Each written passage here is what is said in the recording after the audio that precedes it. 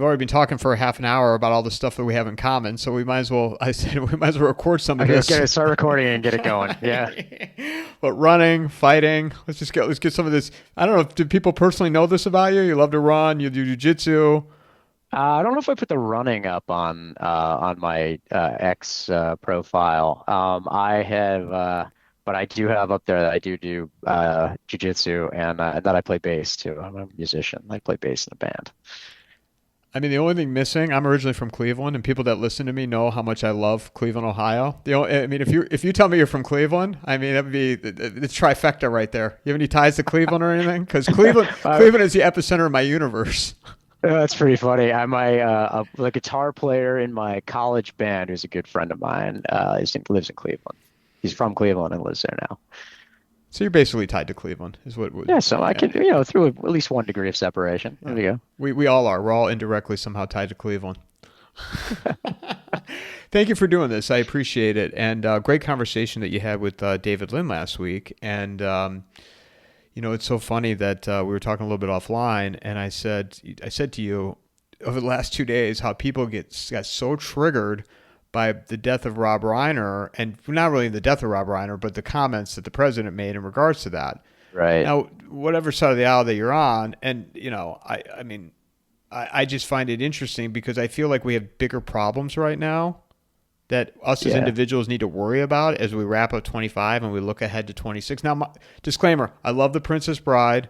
I loved When Harry Met Sally, A Few Good Men, Misery. Misery was another great movie. I remember seeing that with my father. It's actually one I need to revisit because I've had to come up in the past day or so, talking about this, and I realized I hadn't seen it in a long time, and I was like, that would be a good one to actually watch again. Especially in the winter. I never saw This Is Spinal Tap. You've never seen it? No. Wait, you're from Cleveland. You've never seen it? I've never seen it. I've never seen it. The famous line of like, "Hello, Cleveland." And they have it at the Rock and Roll Hall of Fame. They used to have a video like clip from it, and that clip. But yeah, I've never seen that movie. Oh wow, that's definitely gotta fill that gap. You can check that out like ASAP. That's a great movie.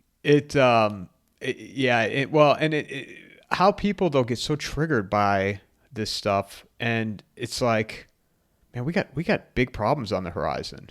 Do you feel that way? Yeah, I mean, I do. I think I felt this way for a while. Like, I mean, we can kind of get into some of the specifics of it, but I've always kind of had this view of the last like 30 years. We've had this kind of dangerous cluster of exponentials all sort of coming together. And I think it's interesting that it seems like with the biggest problems looming, and that's not to, I don't want to sound like I'm like a doomsdayer or something. Like that's not the case.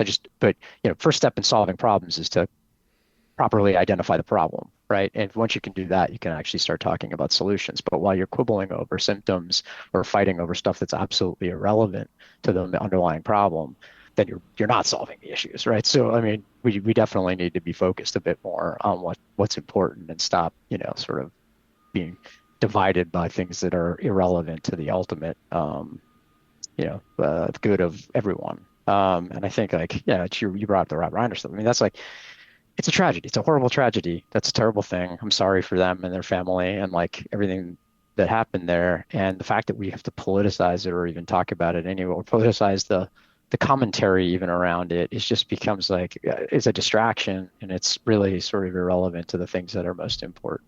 But it's a kind of, I think it leads to like part of the issue. I just saw this actually. I think I posted it this morning on X. People don't read anymore. They don't read. Their attention spans are very short. So people have a hard time grasping anything that doesn't sort of emotionally grip them and like in the moment. And so, yeah, we live in a time when people are just constantly engaged with like things that outrage them or get them, get them upset or excited. Like it's just the intermittent reward system that is our like social media, platforms. This episode is brought to you by Vaulted. Launched by McElvaney Financial Group, with Vaulted, I literally just tap a button and I own physical gold stored in a professional vault. Vaulted is offering all of my listeners $50 of free gold when you click on my sign-up link. They have a tool called Vault Plan that allows you to passively add your gold position every month. Just activate it for 6 months and you will get $50 of free gold in your account. Click on the promo link in the show notes or go to vaulted.blbvux.net/coffee and a mic. Well, and I also when I see the reaction comments and also reactions from those comments, I think to myself, man, our society is in such a state of decay that in my opinion, I don't see how we come back from that at this point. Yeah, I mean, it's interesting. Yes and no. As I say, I always try to keep a view like that, this too shall pass and like you will figure it out. And like we've survived a lot of different things over the years. The US has had many, crises itself as a country. We do ultimately have come through those things in the past. Now, I guess there's always that chance, like, this is the one that we don't come through. Like, all right, I guess, like, there'll be challenges. I guess the story ends the same for everybody ultimately, right? So it's just a question of the specifics. But I think it's just kind of do you want to focus on where there are possible things that could happen that will help us get back on, I think, a better track. But as as I said, you have to first identify the problems and correctly diagnose them before you can really begin to fix them. So what is at the top of your mind right now as we end 25 and go into 26? What is our Patcher Kent, focusing on? Yeah, or RPK as everyone calls me. So I just kind of have rolled with that. I think it started because I signed my emails that way, and then people started calling me that, and it's just kind of stuck.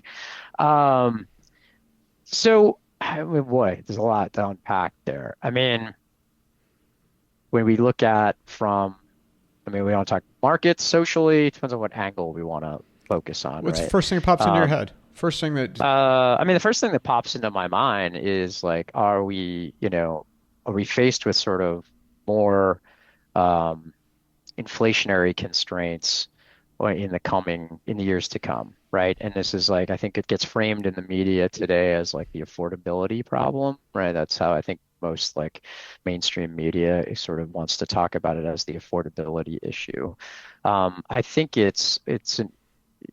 we've had a period in the last few decades where, we outsourced a lot of our energy intensive industries to other places. And we grew capacity in, say, China, where we were importing goods that were a lot cheaper than we were like that. And so it made it very easy to create like a lifestyle that we've all gotten used to at a certain cost. And so we were left to be, I think, very triggered by inflation's return when it happened, right? No one, as far as, I mean, you're of a similar age to me, like the last time this country saw any real bout of inflation was around when we were like kids. I mean, we were like toddlers effectively.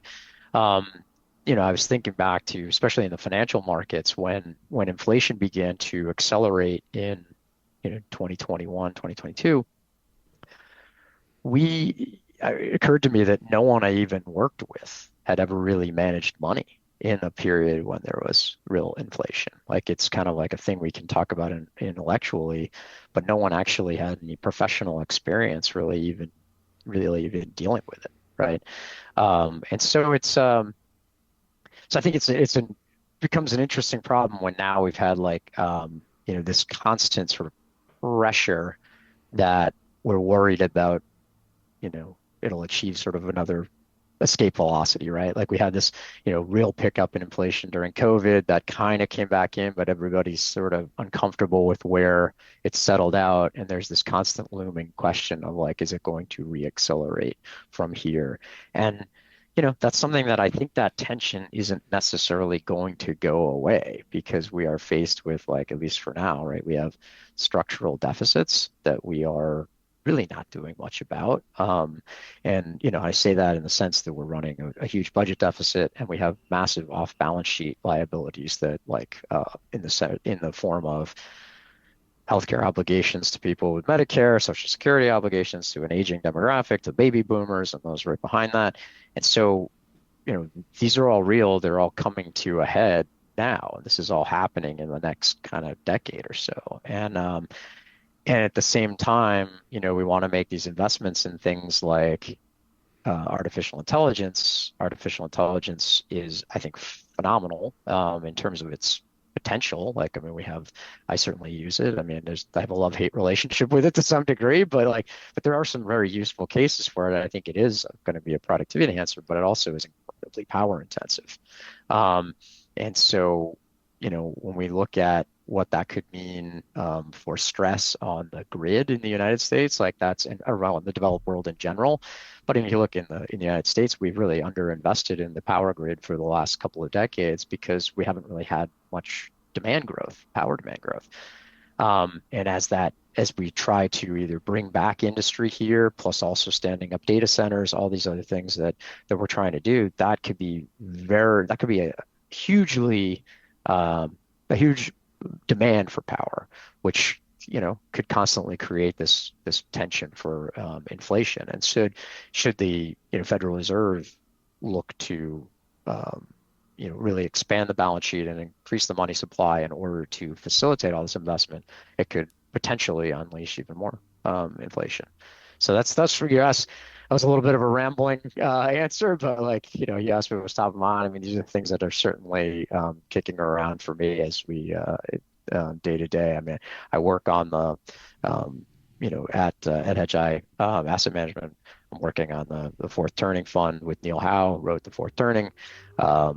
Well over 20 years ago, predicting a great deal of what we're faced with now from a social perspective, based largely on the demographic outlook, right? That we had the aging baby boomers and a lot of the post-World War II institutions that we created were going to come under strain, just due to I mean, just generationally, like questioning why their importance, why they exist, and having to sort of relearn for ourselves a lot of the things, the institutions and norms that we have in society. Well, and you bring up the data centers and AI, and I want to read a post that you put on X a couple of days ago.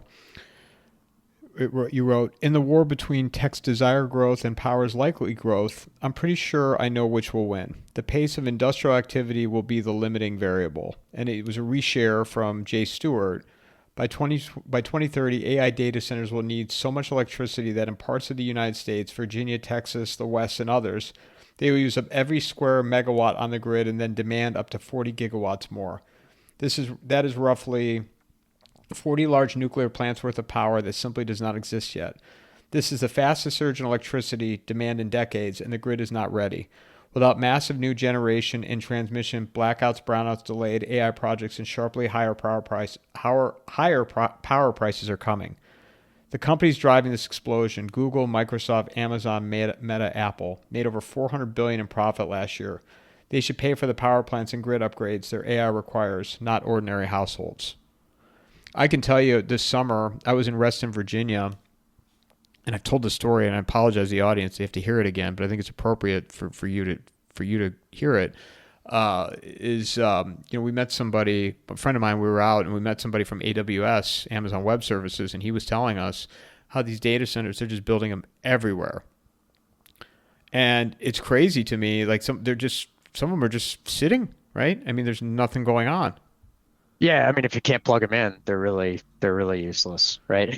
I mean, it's building a data center that doesn't have power supply.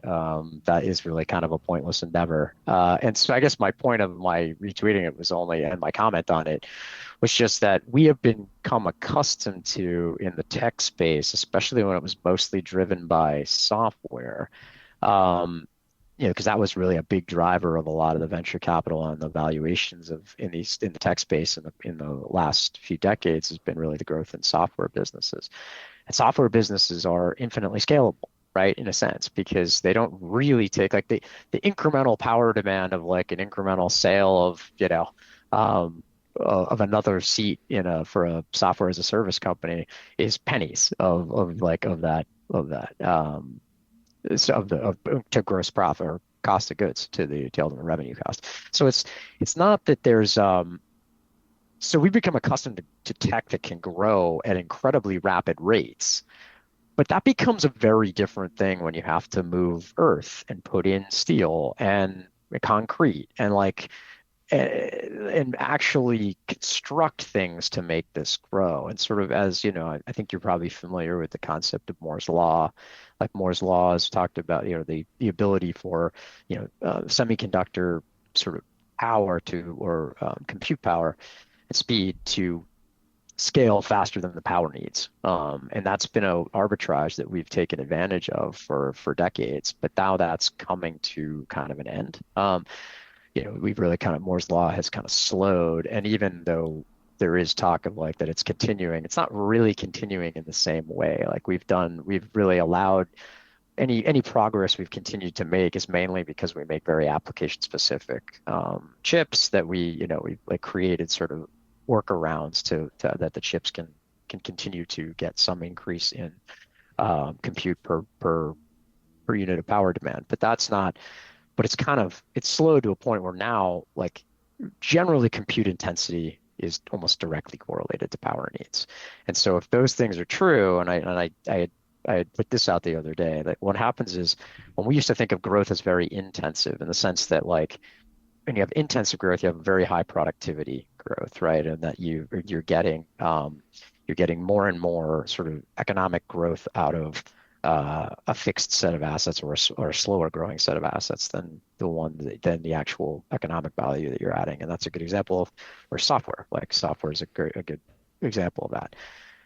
But now we're moving to a place where it goes very extensive in the sense that like adding this growth is to sort of, you have to add a whole new data center. You've got to like add these very physical objects in order to grow. And so we're sort of living with the tech companies and the venture capitalists, people around and the investors around it who are so used to the growth rates that these companies have had for the last few decades that now they are, they expect them to be able to grow at this pace, but we're running up against just real world limits. Like how fast can you get a nuclear plant, not only built, I mean, just permitted, in like start work on it. It's gonna take a decade to build. Like, so you're just gonna run into like a situation where I think some of the speed at which they'd like to accomplish these things is going to be very hard to actually manifest because of just some of the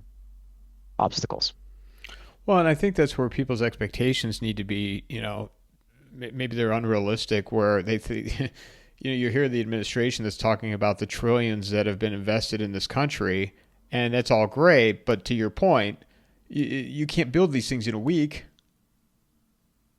Right. No, I mean it takes yeah. I mean these things take. I mean, and look, they'll do what they can to speed this up, but there's just, I mean, just think about the fact that like even if the federal government was to say like we're gonna like push this, like it's good, we're definitely gonna build this nuclear plant. That doesn't stop people from suing to stop it. It doesn't like all the like the works of this that has to go on, right? Like you're gonna have people protest. You're gonna have like this the not in my backyard, like all that stuff ends up happening that makes it harder to do. And it's not just nuclear. Like I don't want to think it's just nuclear. I mean, think about just adding more transmission lines. I mean, do you know anyone who, if they came by and said they were going to build a power transmission line behind your house, would you be happy about it? No. I mean, like, so there's always going to be this, like, it's just very difficult to build pipelines, transmission lines, to put in all this, to build new power plants, to build whether they're solar, whether they're nuclear or not nuclear. Um, and that doesn't mean that this isn't going to grow. Like, I think we are going to grow this because ultimately the economy does need more energy to grow. Like, we've had an arbitrage period, I think, over the last few decades where you had either increase in efficiency gains, which allowed us to use, less energy, but also we outsourced a lot of energy intensive things. And as we try to, at the same time that we're also trying to grow artificial intelligence, we're also trying to reshore a lot of things that we outsourced or industries that we outsourced. That's also very energy intensive. And so we're back to, again, like this is an area that we're going to have to invest in order to build supply. And if we don't, then it becomes a crowding out effect where, we expect the consumer to just accept much higher rates for their electricity. Unlikely. I mean, that's going to become a political issue. It's probably going to be a political issue next year, like in midterms and then in 2028. These are going to be things that come up, I think, and become part of the conversation very quickly. What is your take then on the AI bubble that appears that is either popping or is about to break? Yeah, it's a good question because I kind of think the answer is just neither, right? Like, I think it's just it's not gonna. I say this like, I mean, maybe it'll pop. I don't think it's a question of like, does it pop? I think it's a question of can we can we grow this and build it out as quickly as they would like? And the answer is no. And does that cause some capital destruction for those who leveraged a bet on being able to grow this quickly? Possibly, right? We saw this in I think in the dot-com boom, right? This is I mean, that's the beginning of my career. It was kind of coming into the industry around the time of like the dot-com era. And we built a ton of we telcos borrowed money and put a lot of fiber in the ground, right? Most of that's being used. It's not like it was a bad investment ultimately in the sense from a societal level, but was it did it mean that those companies succeeded? No, many of them went bankrupt or had to work their way through it. So it's like these things can be all true at the same time, that like all these prognostications about how where AI will be as like part of our society or how it will change society or all these different things. Like I think that can all be very real. And yet at the same time, like you may just not be gauging the pace of adoption correctly, right? And so if you make a huge investment bet, and certainly if you use leverage to do it, that the pace will hit a certain rate and then it doesn't, well, that's going to lead to losses, right? You're going to end up with a situation where somebody, who underwrote that has to take the loss.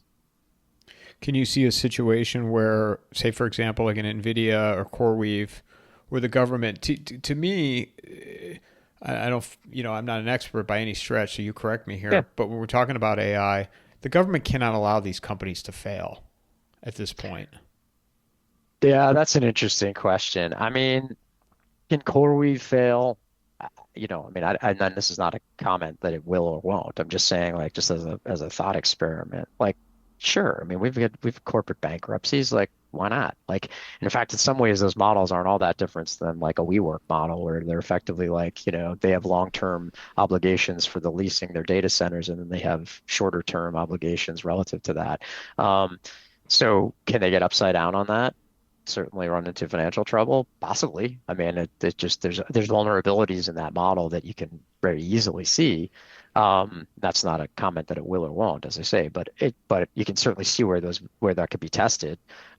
If you've signed on to a long-term lease for something and then you can't scale up the demand or the revenue that you thought you would to support it, that's going to lead to a problem.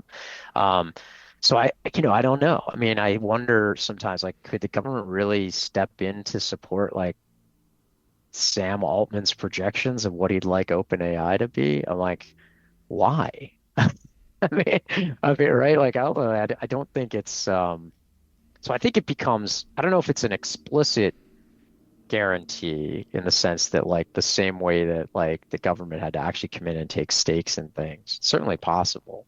And in the following the '08, '09 crisis.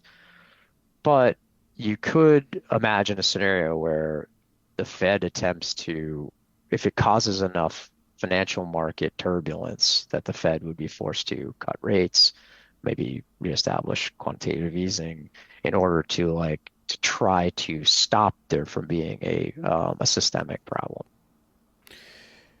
Yeah, and that's what. So two things that pop into my head from that. One, going back to these data centers for a second, like they're being built, and by the time that they're up and running, or they be utilized, who's to say there might be a totally different type of chip, something smaller, more efficient, or something that might not require all that energy? Yeah, I mean, certainly possible, but one of the things I always try to remind myself of when I'm thinking about this, and this is the biophysical economics thinking, is like that there is something called Jevons paradox, which is that efficiency gains don't actually lead to less energy use. They actually tend to actually do the opposite. Efficiency gains make more demand, not less. And so I could imagine a case where if these tools are as useful as we think they might be, that they're sort of almost infinite demand for them, right? So like it becomes like a question of like if you make it cheaper or take less energy to do it, we would just use more of it. So therefore, like the energy demand doesn't really change. Yeah, I can't believe that they build data centers in Arizona, Nevada, California. I'm still dumbfounded by that. I mean, the bigger question too, right, is that there is talk now. I mean, I am not in any way, like an expert in this area, so I can't really speak to it. But but I've seen a lot of conversation around the idea that maybe you move data centers into space, right? You put them up like in satellites where it's obviously they can be cooled very easily because that's, obviously very cold already. So you're not on the ground trying to cool them. And that there's, solar panels that would give you access to the sun that would work much more efficiently outside of the atmosphere than they do inside the atmosphere. Like there's a lot of reasons that may or may not work. I'm sure there's people who are versed in the pros and cons or pluses and minuses of this and whether or not it could be feasible. But you can imagine what like building an asset that's supposed to be, something you're going to use for 20, 30 years. If we then start putting these up in space and they're not, that could obviously, again, obsolete something that you've made a long-term investment on. You have they'll have like thousands of them up there. If they could figure it Yeah. out. Yeah, I do wonder a little bit about that. It's like at some point, yeah, it becomes just like a whole lot of junk floating around. You won't have That's spaceships won't be able to get through because there'll be so many yeah. data centers that'll be up there. Yeah, yeah. The ultimate irony is your planned colonization of Mars goes awry because you crashed into a data center satellite on the way there. Um, which yeah, I mean this is sort of I mean even that like not to get onto derailed onto these big visions of things like the colonization of Mars. I mean I think that's all fine, and I was raised on science fiction like a lot of people was, but I do sort of question like you know how about you start with like building a sustainable city in like Antarctica, right? It's warmer, and On the Earth, it's got an atmosphere. and it's on It's the much Earth, easier. It's easier to get to. It's got an atmosphere to breathe, and it's actually warmer than Mars. So if you and it's on can't the build Earth, a and it's on the Earth too. it is on the Earth. You don't have to escape the atmosphere or get out into space. The gravity's yeah. You don't have to escape gravity and get out into space. So if you could build a sustainable city in Antarctica, then I'd be like, okay, maybe we have a shot at trying to like colonize one of these places. But I'm like, that seems like a stretch if we can't even do that here. Like, But though RPK people think we're living in a superhero movie now these days. So why not? Why not do Mars? well, it's funny. All right, so this is I'll tie this into the fourth turning. I tried to pitch this to I'm not sure he's totally bought into this idea yet. But I was reading this paper a couple weeks ago on like something called model collapse with AI, like LLMs, right? So this idea that and I think you probably know a little bit about how like large language models work, and they're sort of a probability based concept, right? And that they looked at like as these academics had looked at training an AI model on only AI produced output, and by like a few generations in, it becomes total nonsense, right? So far away from the original source material. Because it keeps, I mean, you can imagine using a probabilistic way of like looking at this, you'd sort of cut off any fat tails. You'd constantly be sort of looking for like a mean, and then that mean would just gravitate further and further away from what objective reality is. And so it just creates an output that becomes total nonsense. And my question would be like, are people that different?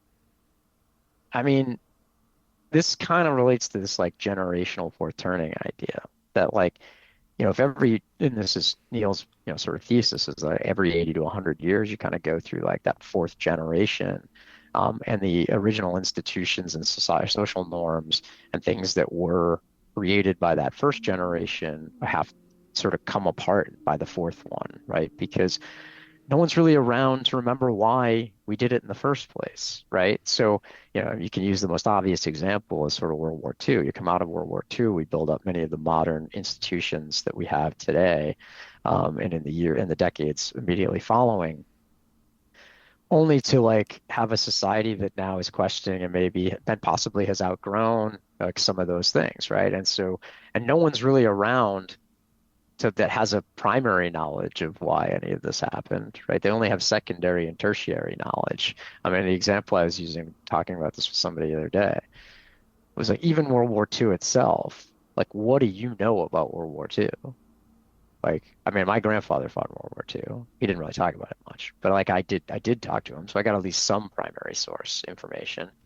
But almost everything I know about it is from a book, what was told to me, what we all collectively have kind of just decided is the truth about it, and then like movies and TV shows and things that we've like put in, and that's our like we've trained our own like model on that, right? So increasingly, as I say, like increasingly the model is trained on the output of the model, which can take it very far away from maybe where it was originally meant, like where it started, right? And that's why you kind of run into, I think, these this what starts to be a lot of tension in society with many of the ideas that we've sort of lived with as a consensus become questioned because no one's really quite certain outside of maybe, historians who are well versed in or an academic who's chosen to study these areas. Like nobody really has a good primary knowledge of these things. Like, right? We have to know because no one's really lived through it and lived the experience. Does that make Well, sense? yeah. Well, and also I think as it gets farther and farther away, because again we share that we're not that far apart in age. All of our. I mean, I'm at a point where my grandparents are gone. I mean, I have one parent that's gone, and most of the people, my peers, I think I know one off the top of my head that still has a grandparent alive who's over 100. But that whole generation, there's not much left of it. So now it's to the point where you're not even hearing real stories anymore. It's like to what you said about books and movies, and you start to question it. And as more time goes on, younger people, they're just not interested in that. Yeah.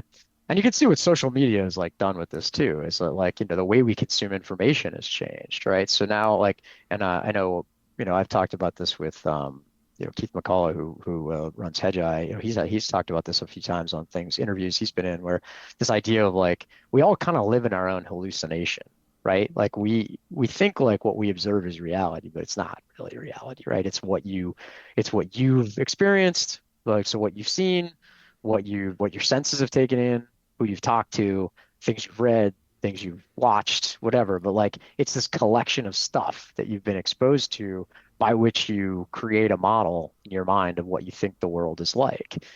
And that model continuously gets refreshed by look what you're putting in, like for the inputs to help build it, right?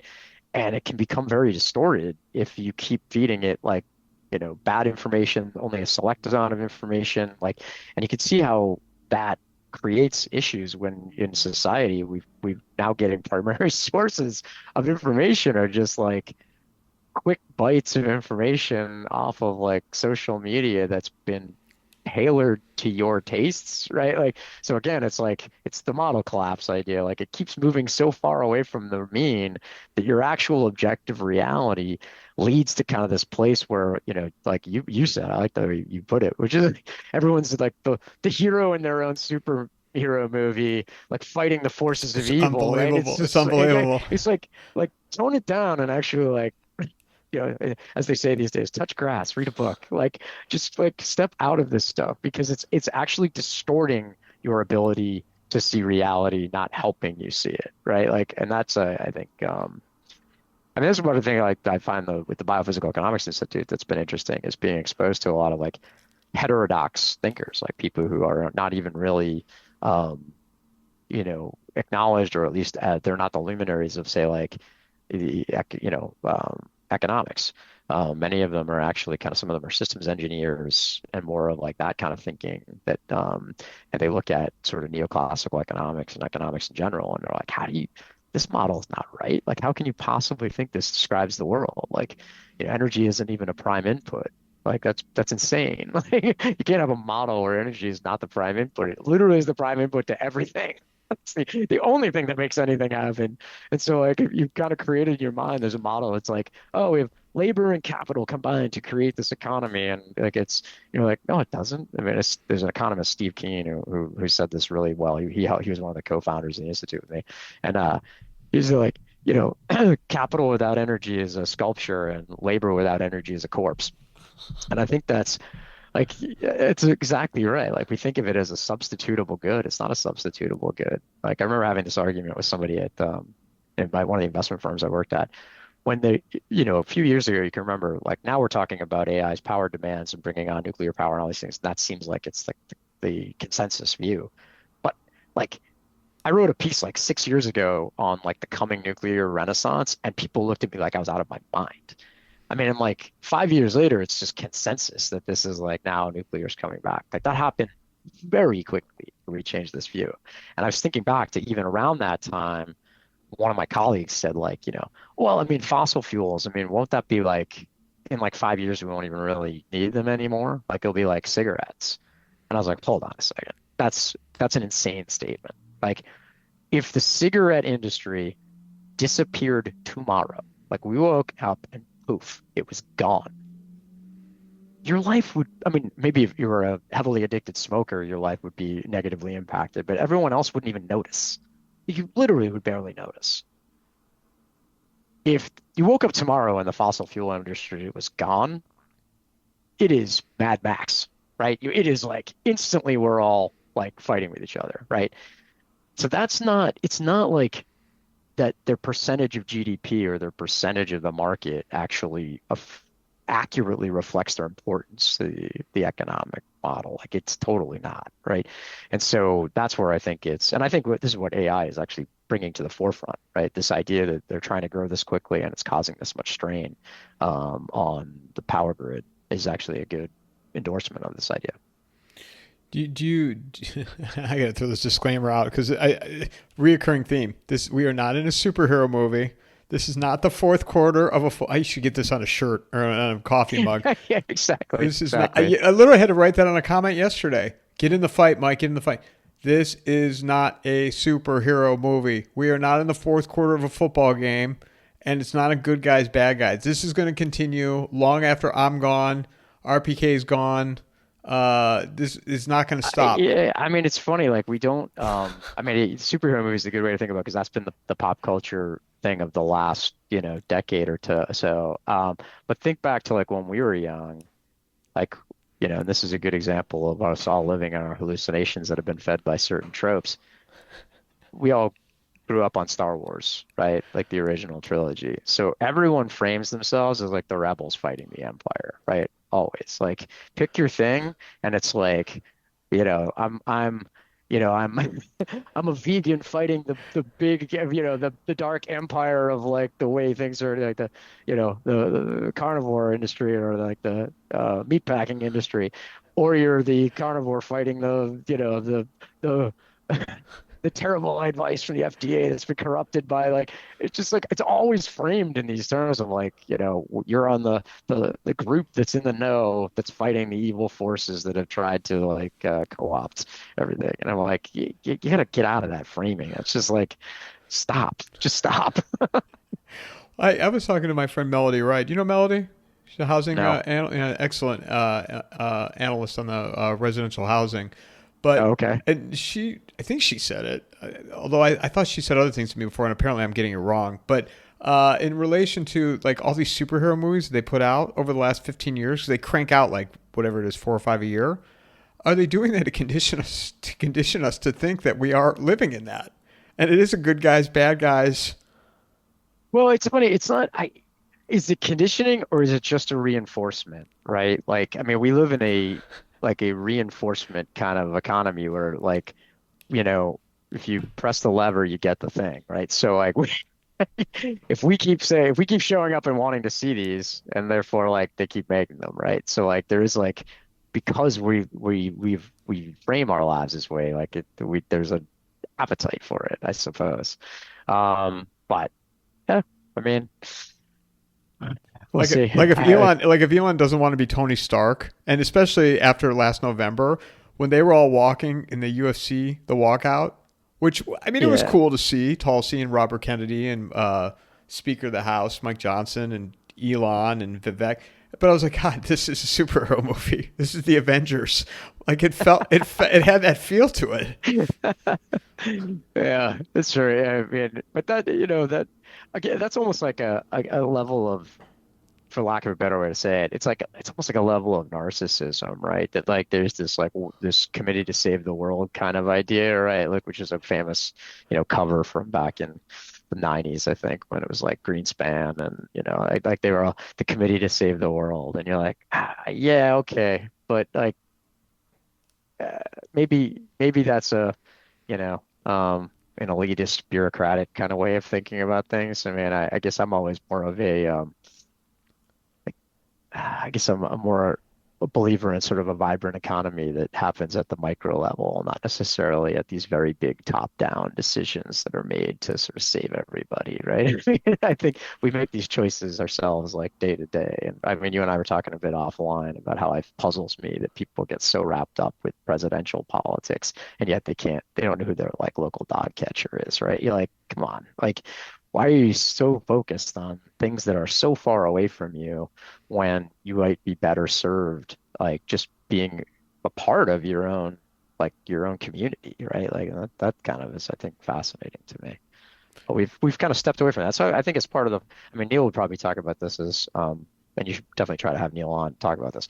I think he had said this is actually kind of, you know, related to kind of see what I think is it Robert Putnam over at Harvard, who wrote like a lot of stuff about like the breakdown of like social spaces and how like we've like moved away from like community things. So he wrote a book called Bowling Alone years ago, which has similarly had like the fourth turning had a very significant impact on the way I was thinking about how like yeah we've kind of taken a lot of our group spaces away, a lot of our activities, like that where people got to know their neighbors, their other people in their town. Like that's kind of come away, come apart, right?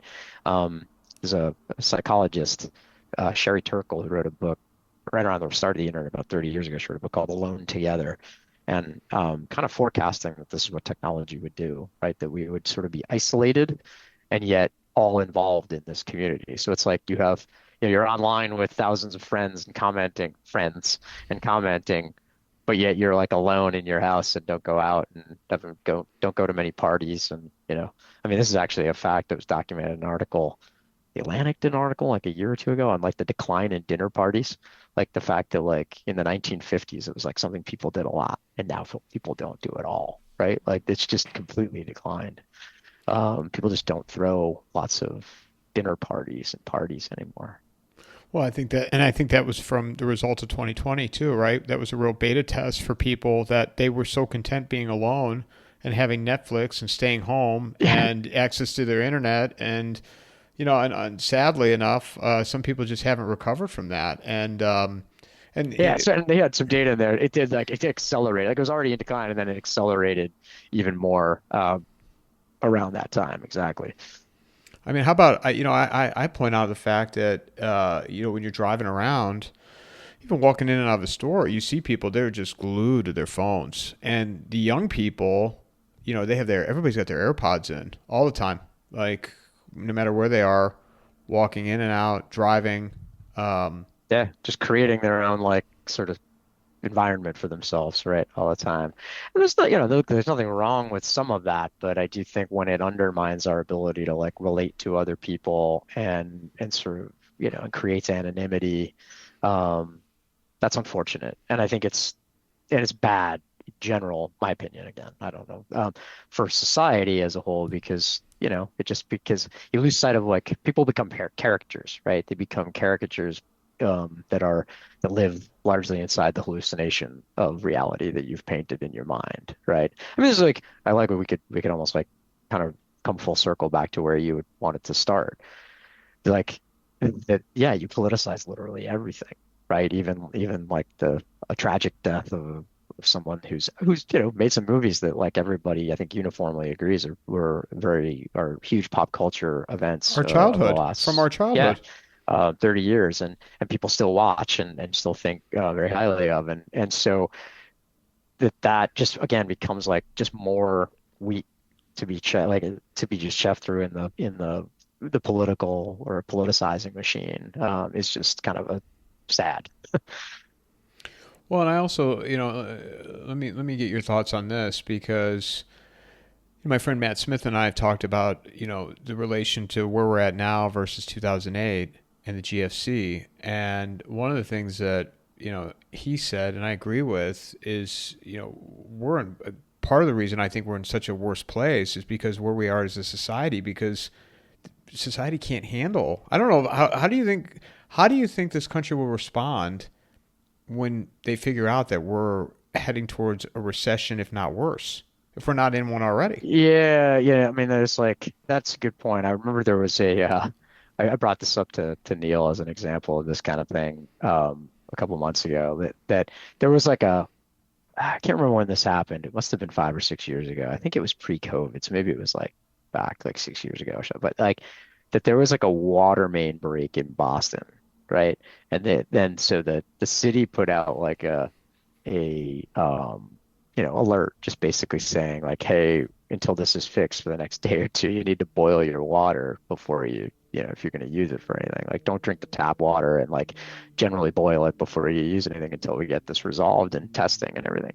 Pretty innocuous. It was like for 48 hours or whatever, just like boil the water before you use it and try to do whatever. Well, you can imagine like everybody freaked out and like all of the bottled water in like every supermarket in the surrounding suburbs were just like totally gone. And there were like fist fights happening at like the Stop and Shop in the like, to get a hold of the last water. You'd think it was like gonna be this like emergency that would go on indefinitely. And you're like you reckon things like that I always recognize as like this the thin gossamer of civility over things that will break down fast when people aren't very resilient, right? When they're not just like used to having to be challenged and they walk around very comfortably in a, hermetically sealed sort of environment they've created for themselves. And when you puncture that bubble, they get like angry, they get visibly angry, right? And that's, yeah, it makes for, we're going to have to sort of reconcile that. I think in the coming decade, this is something we're going to have to kind of learn to figure out how to be a bit more resilient again. How far off do you think we are from from these types of things occurring? I mean, you talked to Neil.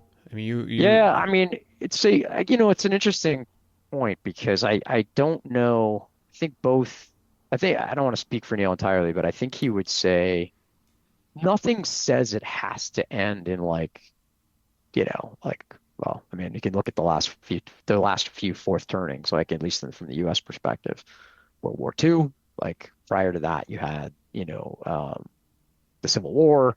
I mean, you have these very major events, the Revolution, right? These are like these big major events that were incredibly turbulent.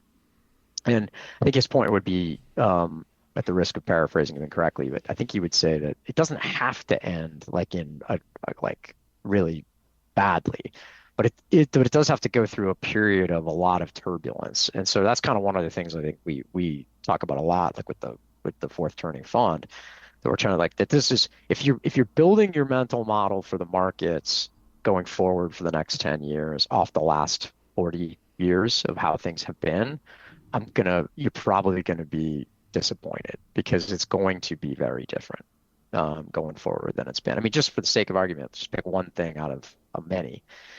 But we've had, you know, interest rates effectively in decline for the last 40 years, right? I mean, from 1980 to 2020, you basically had, interest rates went up slightly, they went down slightly, but like you basically had rates lower and lower and lower over that entire period. You could say go back to the 1980s and look forward what was coming over 40 years. You had growth in the working age population and household formation in the US that was going to be very strong for multiple decades because the boomers were in their like 30s going into their 40s, right? Into their prime saving years. Now they are headed for retirement, right? And they own an enormous amount of assets. Those are going to need to now be spent on their final years and like their retirement and their medical care and other things. Many of them we now have to we're going to have to subsidize through Social Security and Medicare. Like that's part of the function of these chronic deficits that we are going to be faced with and having to fund. And then you have to choose how are you going to do that. Like something's have to give, right? Like you can either restructure You can explicitly default or you can implicitly default. Restructuring would be probably the ideal way to do it. It's like your taxes go up a little bit. We change some of the benefits. We like make some changes to these things, right? Like we restructure our obligations such that we can get through it with some minimal, or at least the least amount of pain. Or you choose to explicitly default, which would be incredibly, I think, disruptive, or you try to implicitly default, which is to say that you run the economy nominally hot, like with structurally higher inflation, to try to see if you can outpace your obligations. But then that still has a disruptive effect. It just creeps because like cost of living goes up. It like sort of drags down. You sort of deplete everyone's sort of living standard in order to sort of maintain these obligations. And I don't think there's a lot of other answers to it, right? Like there's not like, I mean, I guess the way that, maybe a cornucopian technologist might push back on me being like, nah, we're going to have this incredible like productivity gains from these technologies. And therefore, and like we're going to create new forms of energy. They're going to be very cheap. And like all that might be true. I don't know. But I try to be a realist about like, okay, what's that going to be? Nuclear reactors, we're talking 10 years from now. Fusion reactors, we're talking 15 to 20 years from now. Like, um, I think you're faced with sort of this like, there, we're kind of in the denial stage of like trying to figure out how we can kind of bargain with all of this. And I think at some point we're going to kind of come to acceptance and we're going to have to figure out exactly what this is going to look. But in the interim, that's going to be volatile. We're going to see higher volatility across, I think, a lot of financial assets in general.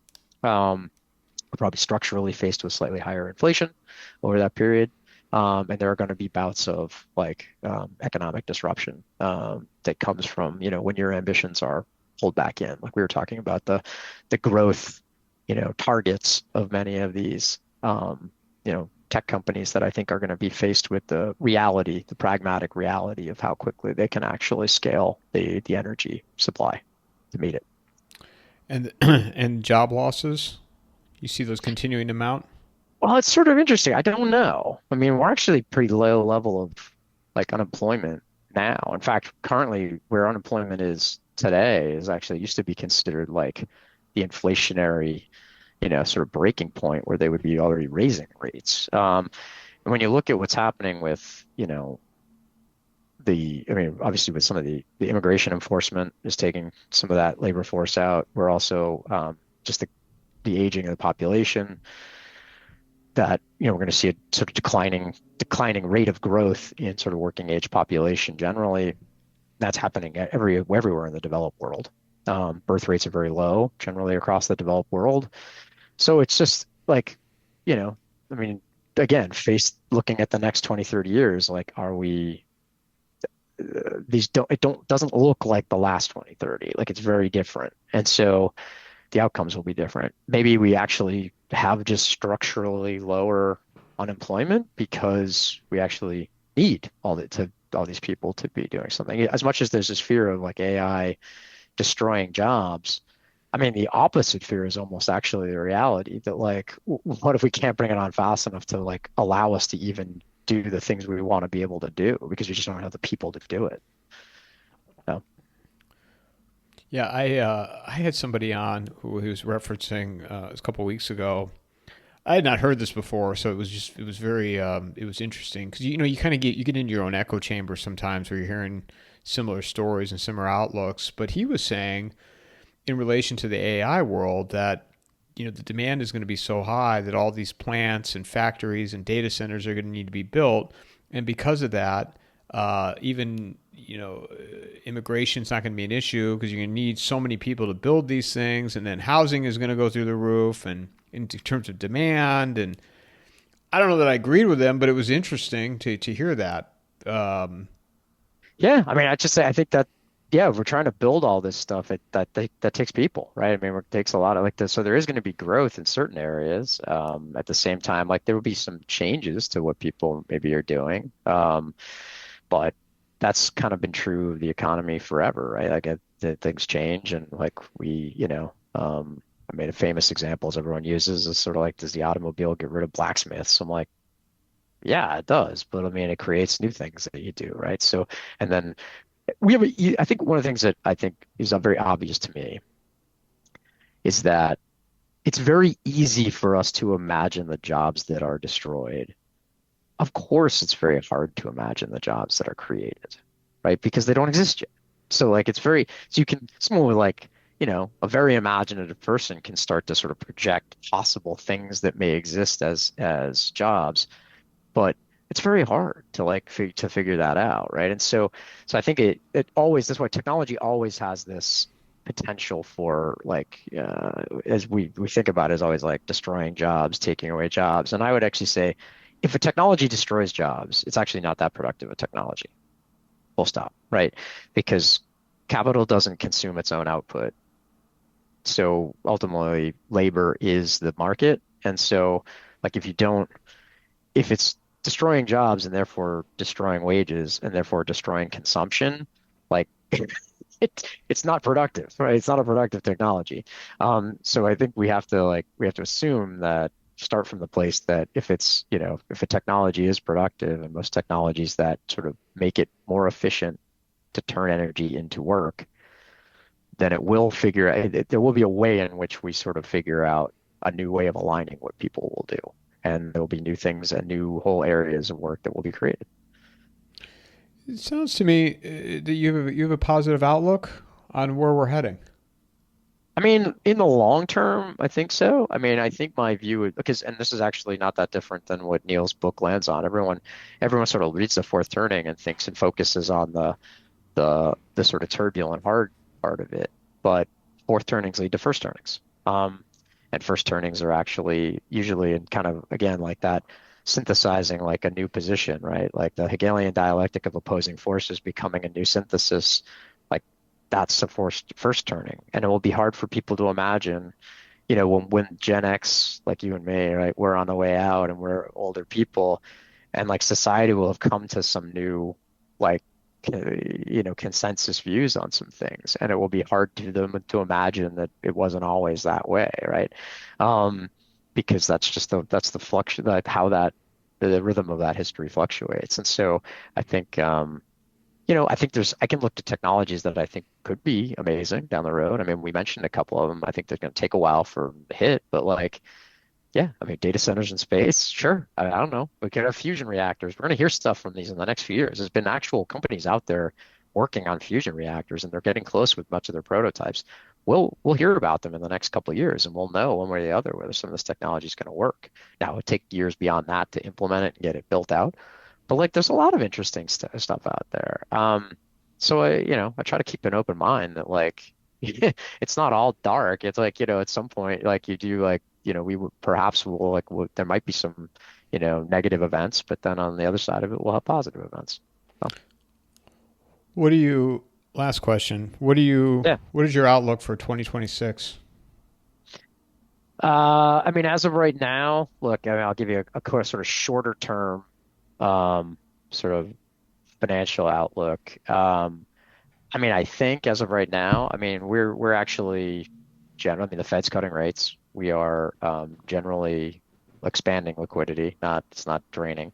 We have a lot of activity that's going to be already in the pipeline that's going to continue. I mean, a lot of this data center build, a lot of this energy demand, like a lot of the power grid investment, all of that stuff is going to roll out and continue to happen through next year.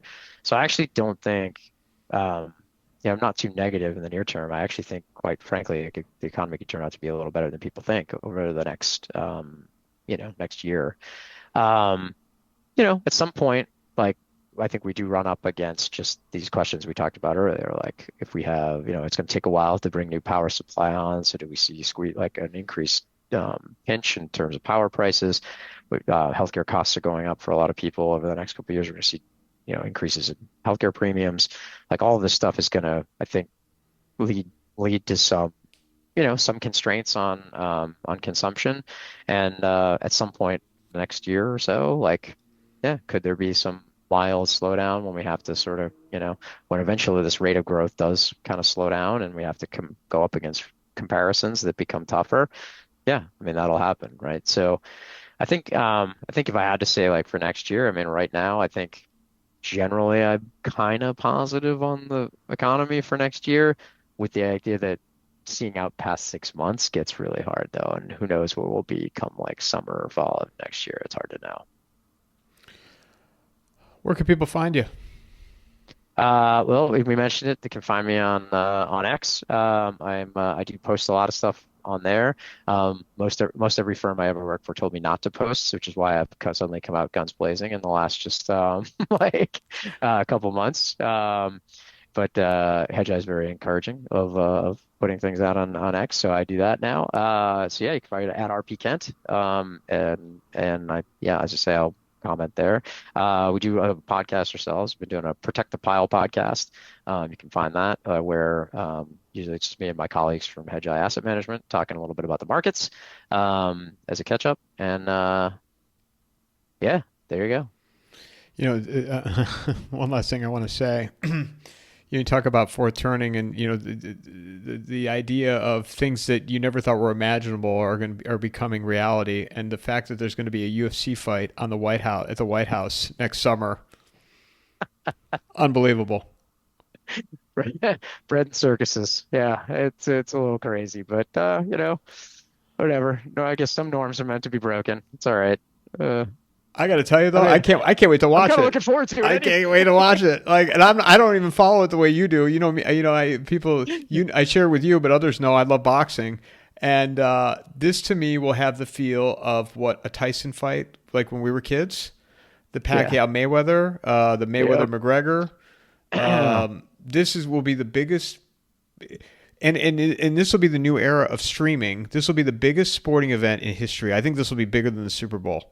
I'm going to put that Yeah, prediction out right now. I think that's probably not far off base. I don't think I could take the other side of that bet. Yeah, no, it's gonna be I have some very mixed feelings about why I'm using the White House as the venue for something like this, but flip side of that is I do enjoy a good UFC fight once in a while, so I'm down for watching it. Well, because you're gonna have people that have no idea. Like women will be like, "Oh yeah, we're going to so and so's house to watch UFC." They have no idea. Yeah, Like, and that to me, that's an event, which yeah, boxing for has not sure. had that in a long time. Not since Pacquiao Mayweather, and really UFC has not had that. I don't know when the last time they did like an event like. Yeah, I mean some of the like Conor McGregor, they're like some big fights, but they're not. But they haven't been household. Like they haven't broken out into like the household stuff yet. Like these are nothing comes close to like what you were talking about, like the Tyson fights and things. I mean, just look at like the numbers on like, um, the Jake Paul Tyson fight, which is kind of a ridiculous He's fighting thing, on Friday. He's fighting but on still did Friday. big numbers. Yeah, no, or Jake Paul, yeah, yeah. But there, I mean, that did big numbers on Netflix, right? So, I mean, people were sadly still like interested in it, even though it was kind of a joke of a fight. Well, Crawford Canelo did 40 million people watch it on Netflix.